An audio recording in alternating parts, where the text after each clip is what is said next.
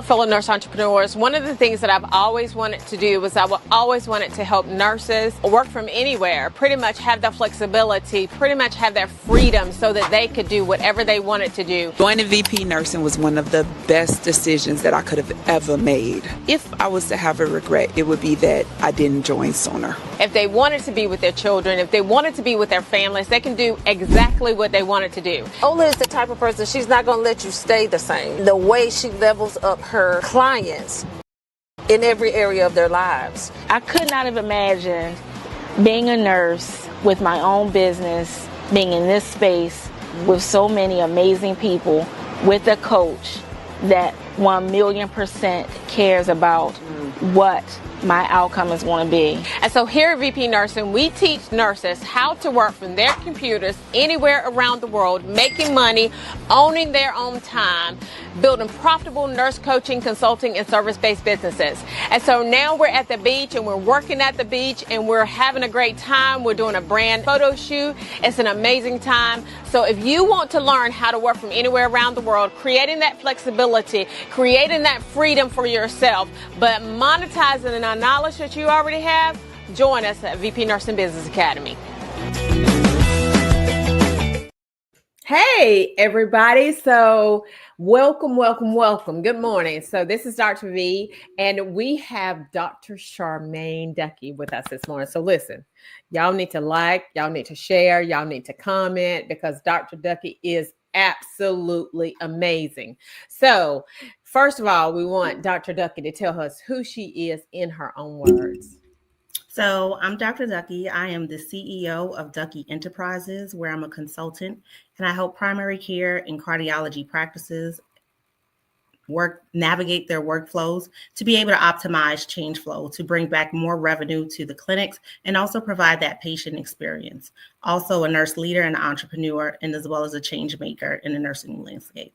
I love it. And you listen, Dr. Duckie, see, she's got some cups and some swag. Like, you need to go to her website, okay, and just look at her swag and her cups. Anyway, so let's start this out, because this is going to be an interesting conversation, okay?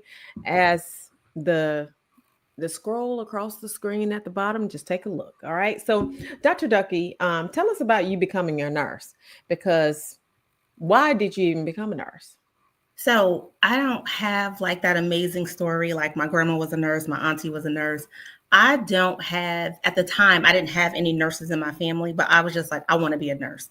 That was probably roadblock number one, because while I said I wanted to be a nurse, my behaviors didn't align with what being a nurse meant. So like at family functions, if someone passed gas or there were body fluids, I was down, I was out.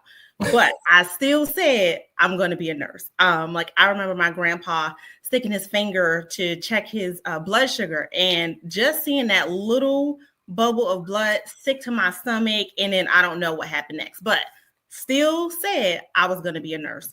So get to nursing school, and my family is very supportive. Nursing 1A it was all paperwork, just the basics, understanding what nursing was, foundations, how you bathe a patient. But there was no hands-on experience, no clinicals yet.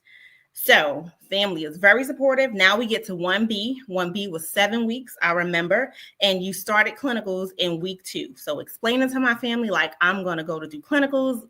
We had a surgery rotation. We're going to the nursing home. We're going to do bed baths.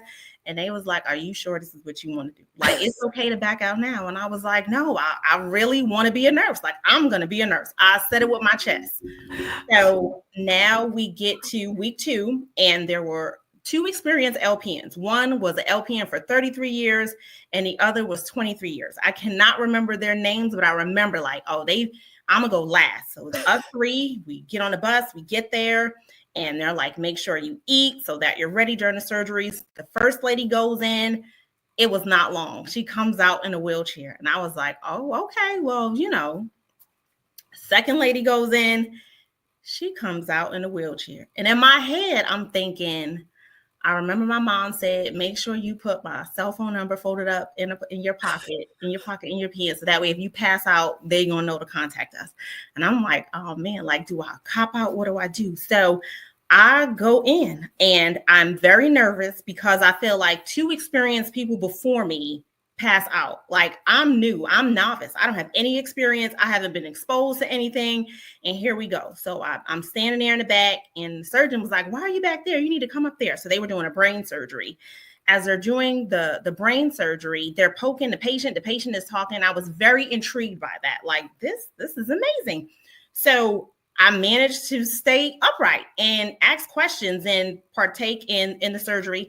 Because the 2 people before me had passed out, I was able to do, it was a brain surgery, it was a septum surgery, and it was a hand contracture surgery. So now I get out of the VA, I get outside to catch the bus, I call my family, and they was like, what ER are you in? No faith at all, no faith. And I was like, I'm not in the ER, like, I made it, this is what happened. So I'm like, okay, so that is hurdle number 1. We are full thriving, we are doing clinicals, we are doing great. But I'm reading all the content, I'm studying, I'm doing everything, but my grades were not reflecting the effort that I was putting in. And I was always a great student and I could not understand like what was happening. So call down to the office and they're like, you're not getting the critical thinking. Like, critical thinking is something you have. It's not something that we can teach you. So now I feel like that is something that you can't be taught. I think I was taught because I didn't come in with it. Exactly. I was an associate's. Exactly. So, but I didn't know any better. Right. So now I'm studying harder. Grades are not still C's, like not really showing that I'm really doing all that I can. So one of the students was like, listen, stop reading all that they're telling you to read and like focus on the pictures, focus on the graphs, focus on the content that you need to know, like switch it up, do flashcards, like go to the study center, get the techniques.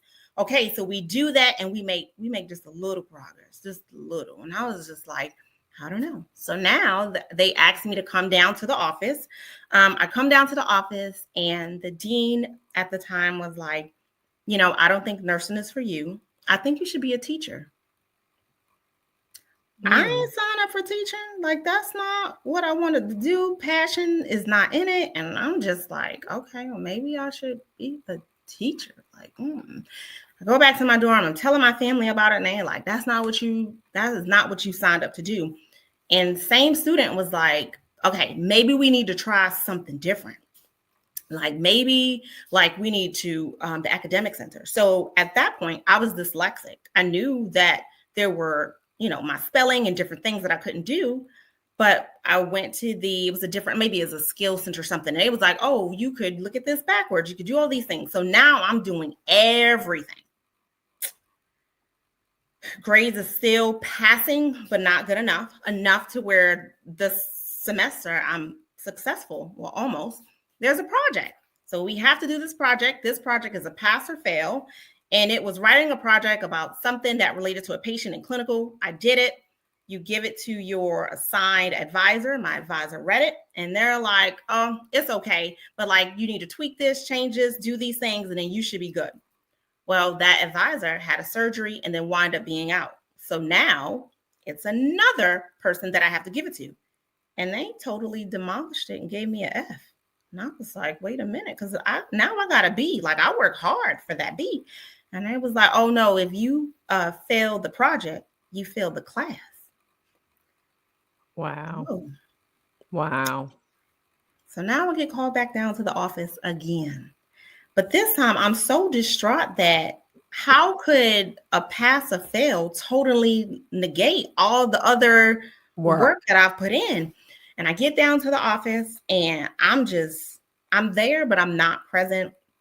It's a glass office. I get in there, I sit down, and Dean is talking about like teaching again. Like, you should be a teacher. You would be really good as a teacher. And she's talking. And then I look up and security is in the office. And I was like, wait a minute, hold on. Because I'm the only one that looked like me. Did they already anticipate like I was going to show out or something? And that made me angry for 2 reasons. you didn't even feel that I could come down and you could have a conversation and you could present to me what you needed to present to me. But then you had security here, which already created a narrative before I even walked in. And while you didn't even say like, hey, I'm here, I have security, like I had to notice that the security was in the room by myself. And I very much so felt offended by that and was angry.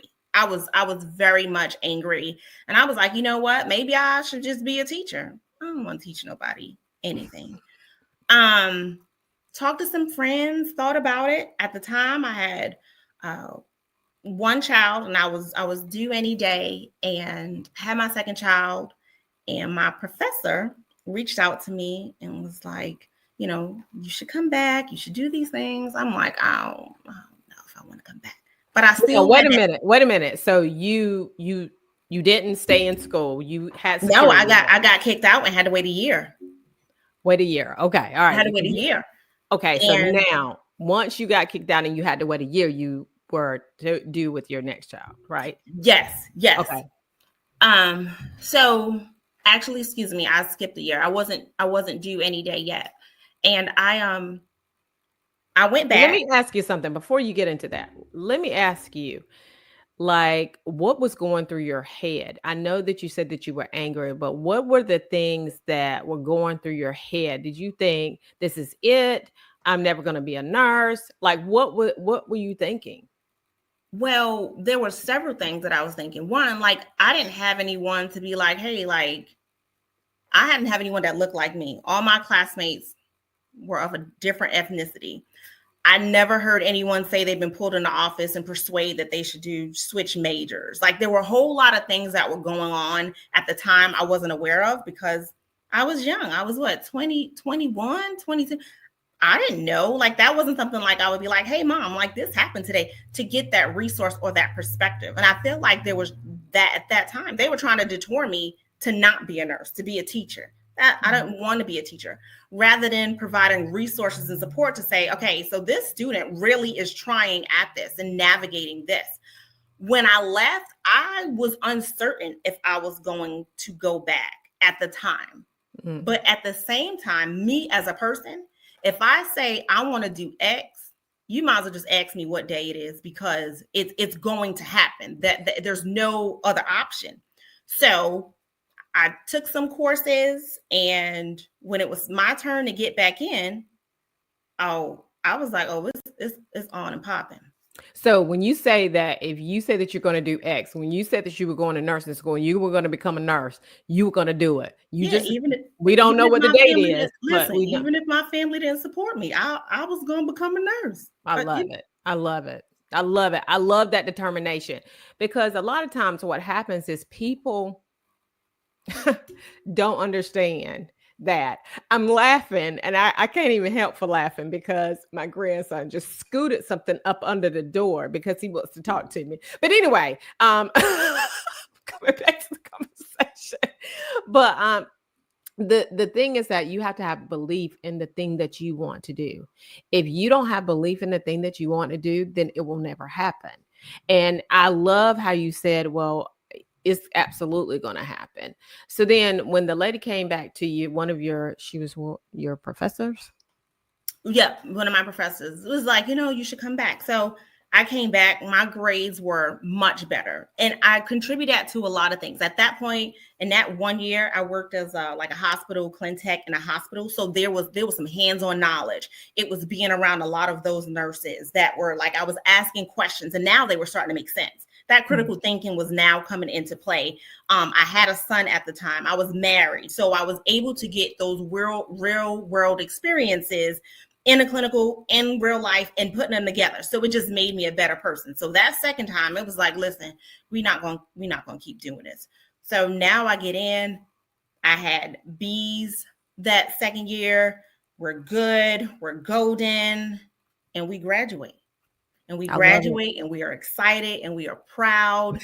And I have my second son, and I was like, oh, I'm good. I got my associates, like blood, sweat, tears. I ain't going back. I have a little family. We just gonna work with this associates for the rest of our life, and we gonna be good. And I just want everybody to notice that She didn't do that. Okay. She has a DMP behind her name. But anyway, go ahead. Go ahead. Tell us how that worked out. So I think I had my son 3 days after graduation, and my professors were reaching out to me, and Dr. Argentine reached out to me like, you got to bring that baby up here. I need to see him. Now I know that was a trick. She was like, yeah, you should bring him on this date. We just started this new BSN program. Everybody's going to be there. Bring the baby so we can see the baby. So I bring the baby, and they are loving up on the baby. And they was like, we just started the BSN program. Don't you think you should join? And I was like, no, I don't want to join. She was like, I think it should be good. No. And she was like, I got my doctorate, and then, my husband's a doctor, and I got 3 kids, and, you should have your own identity. Yup. Not interested. No. And she was like, it'll be good. Now she holding the baby, and she was like, I see something in you. And I was like, yeah, not starting this BSN program is what you see. And somehow at 7:00, I was in this BSN program, breastfeeding my son. My professors, 2 of them bought my books. I called my mother, and I was like, I don't even know what happened. I'm in this BSN program. They like, don't worry about the dates on the syllabus. We understand. You got 2 kids. We will work with you. So, okay, I go through the BSN and all the theory and all the things. And I was like, okay, we check this box. We're done. Okay, we're done. So now I'm working and on shared governance. And it's then I start to learn that the hospital was a business, but it's also still a hospital.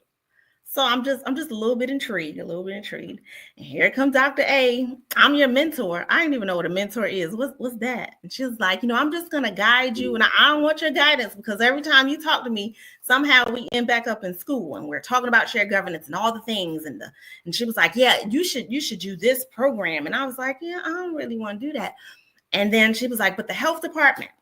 So this is where, being young and naive, not everybody comes to the hospital. Not everybody has money. Not everybody has good living conditions. So now I'm with the health department, and she signs me up to do a full day ride along, to go out and check on CPS calls. We do restaurant checks for grading, for sanitation. My mind was blown that you could walk in someone's house and see the bottom outside and look up and see the sky. Like I had never seen anything like that. Different restaurants, like people just needing help and resources, especially in the rural areas. So now I sign up again to get my master's degree in nursing administration and leadership.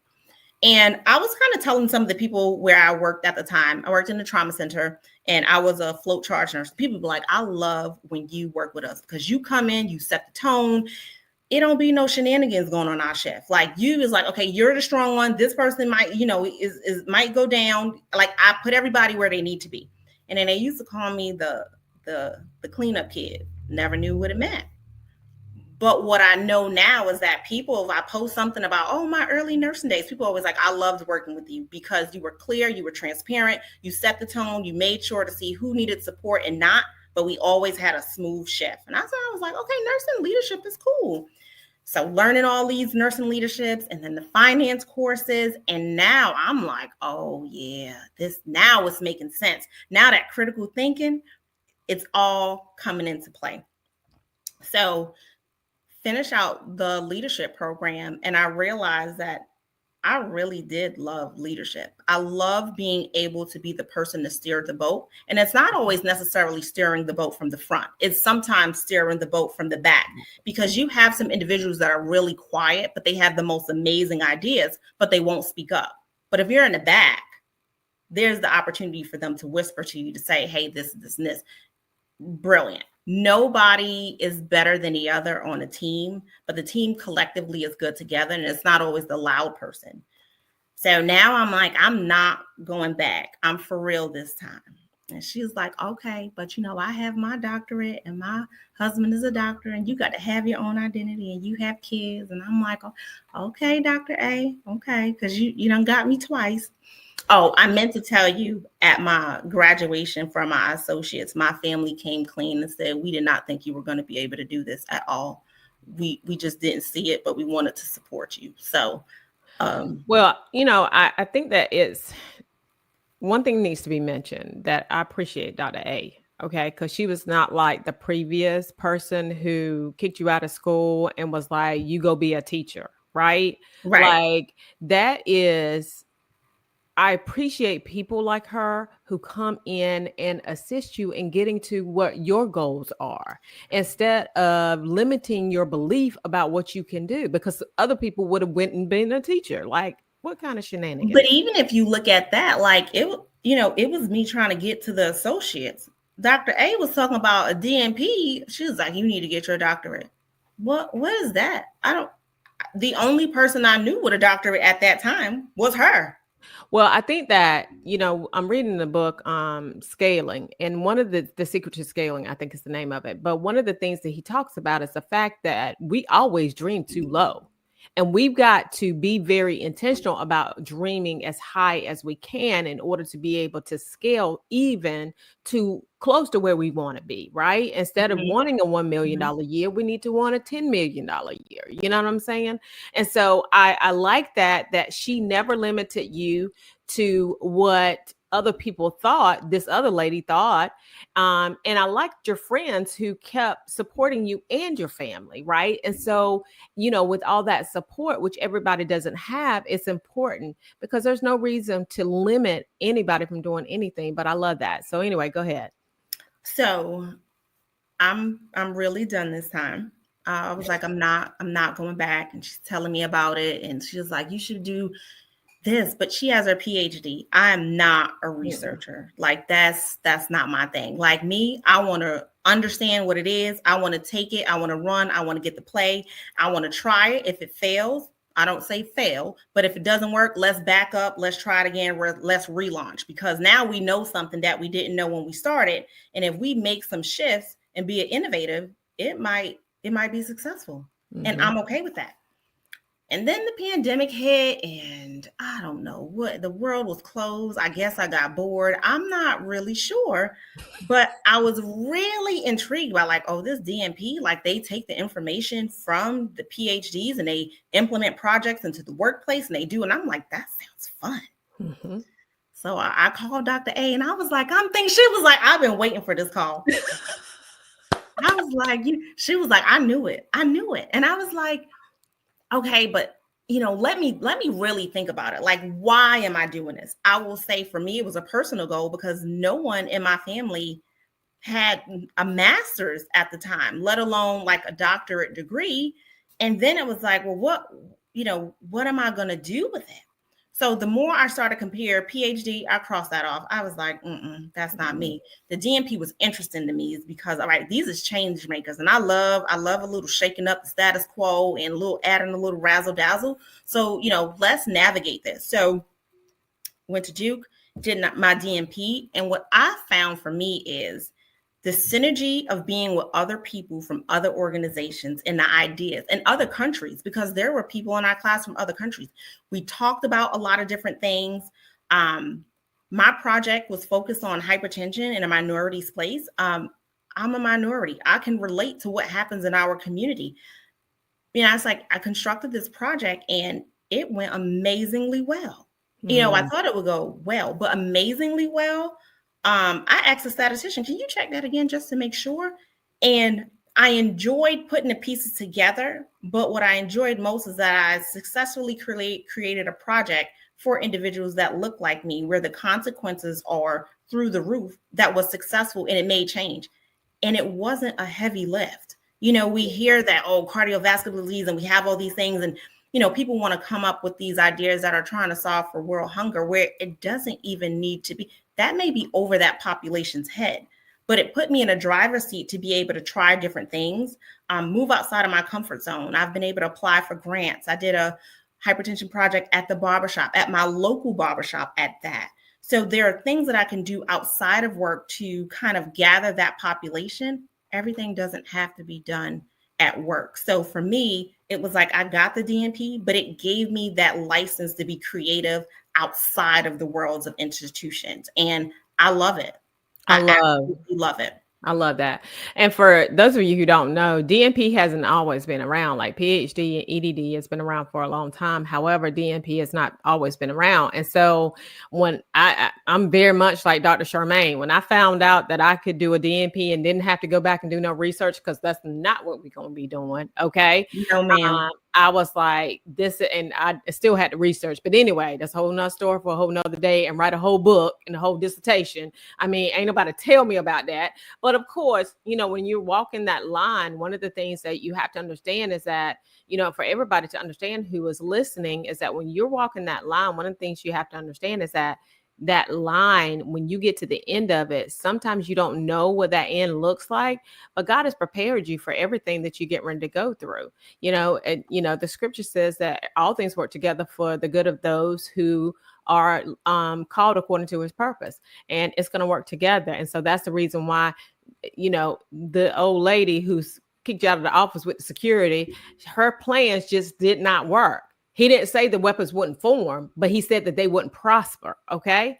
And so they didn't prosper with you. And so I am so incredibly happy. Now, you got out of school and after you got your DMP, and then you started a business where you do like cups and shirts and all of that. Yes. So I love a good t-shirt with a saying on it. I love a good one. Like I don't give a ish today, or and that's it. Or one of my other favorites is I'm half hood, half holy.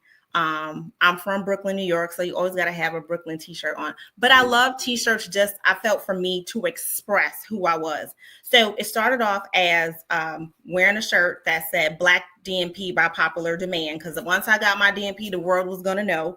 And people was like, oh, I like that. Could you make me one? So then, I was like, okay, let me change up the colors. And then I changed up the colors. Somebody was like, can I get one of those? Can I get one?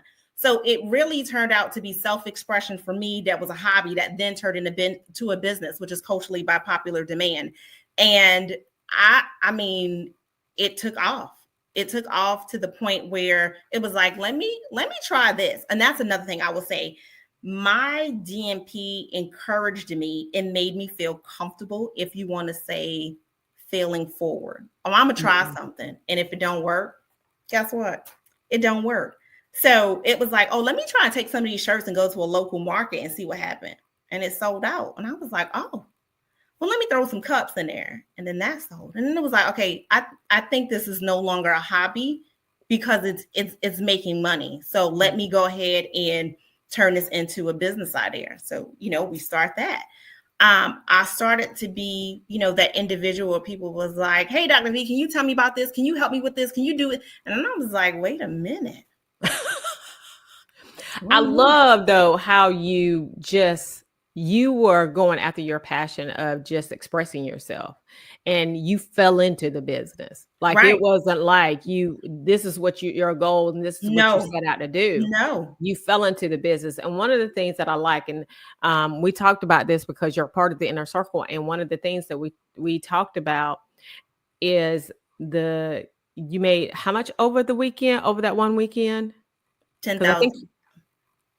Was it 10,000? Was it 13,000? Oh, I thought you were talking about my first weekend. No. The last weekend, yes, it was 13,000 over a weekend. 13,000 over a weekend. And it was, we did a Facebook ad strategy, right? Correct. And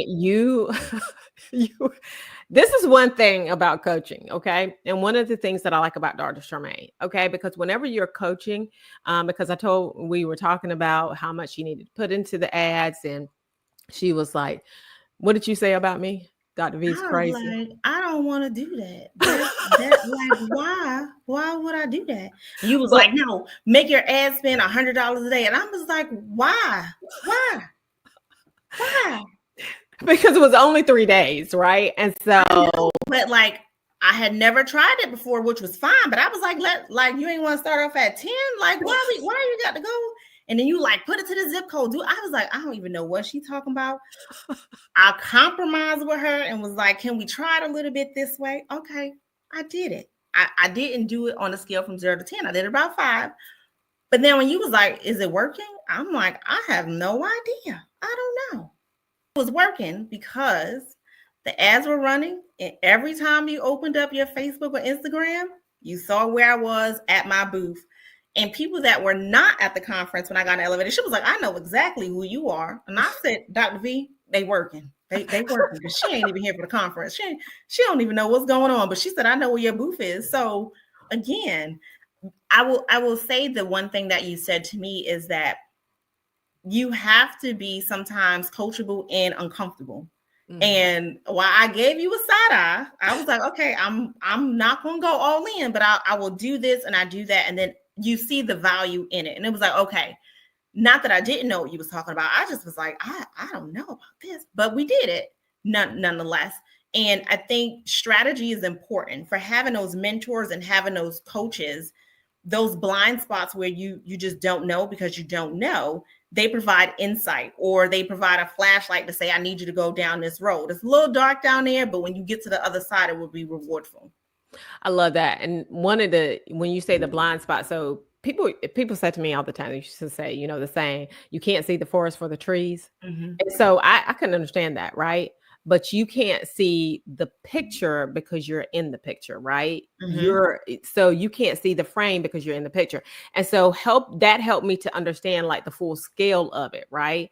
And so understanding that you are in it, so you can't see all this in it. But what I do appreciate about you is that you followed the lead, right? Like you did not follow the lead, you followed the lead. Even if you did it at 50%, like you did $50 a day, right? Am I correct? Correct. And so even if you did do that, you got back, $13,000. That's $150 ad spend for $13,000, right? So I think that's a fair trade-off, right?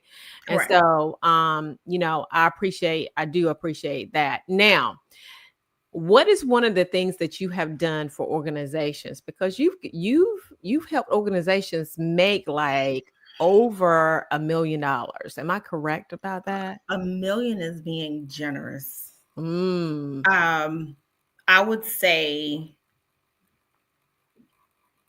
one of my things when I realized what the cleanup kid meant was going to an organization, and it wasn't even 90 days. It might've been 30 days, identifying $100,000 mistake.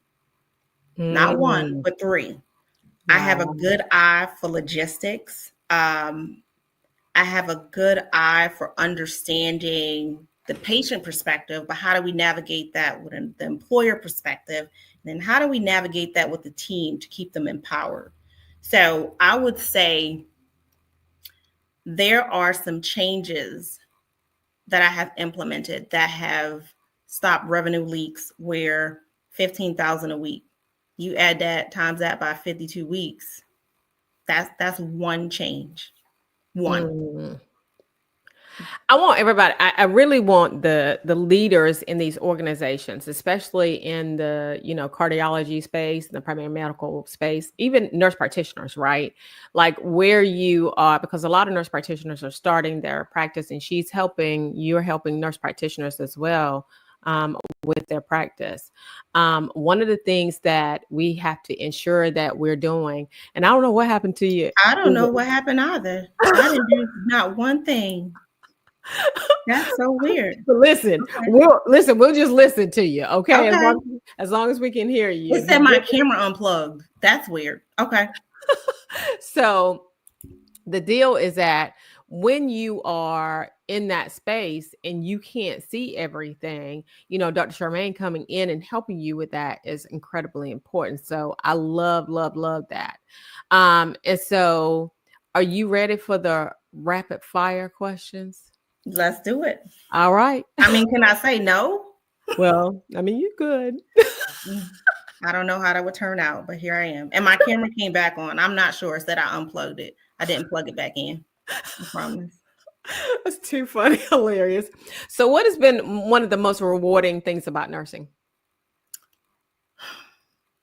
I think for me, I would say all of it. I've been a nurse for 20 years, and just the continuous learning, being able to take my ideas, my team's ideas, and put them into play and see them flourish into opportunities that are multifaceted, whether it's revenue, better process for the employees, better experience for the patients, better experiences for the providers. I think that would be it for me. I love it. I love it. Now, what is the common misconception about nursing? We rich. Listen, everybody always says that. That is hilarious. And it's the truth because people think, well, really? Oh, you a nurse. You got money. I do. I do. Tell me, what does one with money look like? Let's talk about it. Let's talk about it. What are you reading now? Dr. V, you know I have like 58 books in my work queue. Just one. The Universe Has Your Back by Gabrielle somebody is what I'm reading right now. I love it. I love it. Now, what are some of the biggest lessons that you have learned in business? That your work is not always your work, and it depends on how you set that up. The quick example I learned is that while as individuals, we create ideas, and you may be working for a business, that is not always your idea, and it doesn't stay your idea if you don't set it up. So you have to make sure that your intellectual property, you have to have that discussion before you start sharing your ideas, because you may have $1 million ideas that you share with organizations that then no longer become yours, and you make absolutely nothing off of it. That's so good. That's so good. Now, who is a leader, living or dead, that you would like to have a conversation with? Living or dead? I can't tell you, because if they're living, I reach out to people. I'm not shy at all. We know, but who would you like to? I'm trying to think, because I recently met with someone that I wanted to talk to when I went to Texas. Dr. Watson. She's a firecracker. I like that she shifts the status quo, but she's very gentle. And sometimes you see people that are loud and, they're in meetings and they're always speaking up and, they get all the attention. But Dr. Watson is very calm, chill, laid back, and very soft-spoken, but her words, they grab your attention. Like, I want to know more. So I was able to, when I went down to Texas, in my mind, I was like, oh, I'm gonna reach out to her a month before, and I'm gonna, set something up. It did not happen.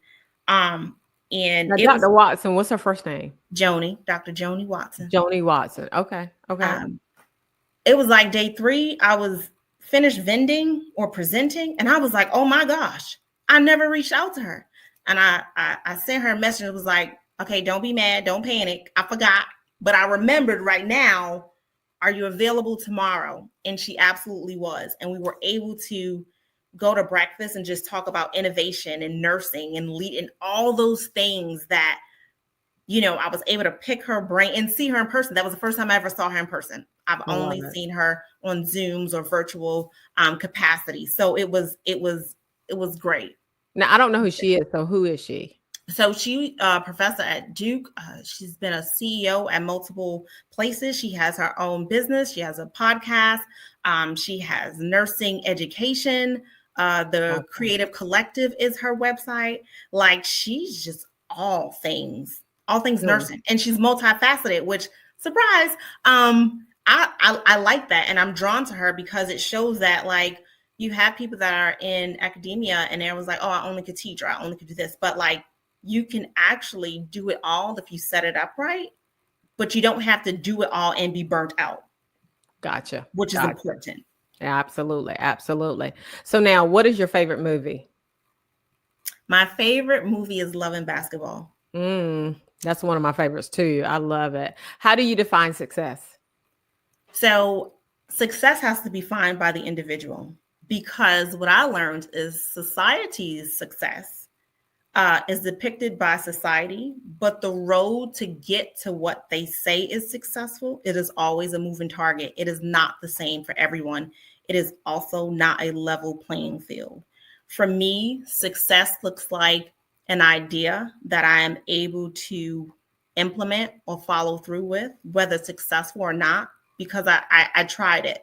And I'm okay with that. I'm okay with trying things and failing, but the success in that is that I tried. Many people are afraid to do anything if it's not perfect. And I will tell you, I used to be that person where if it was not perfect, I was not going to do it because it had to be perfect.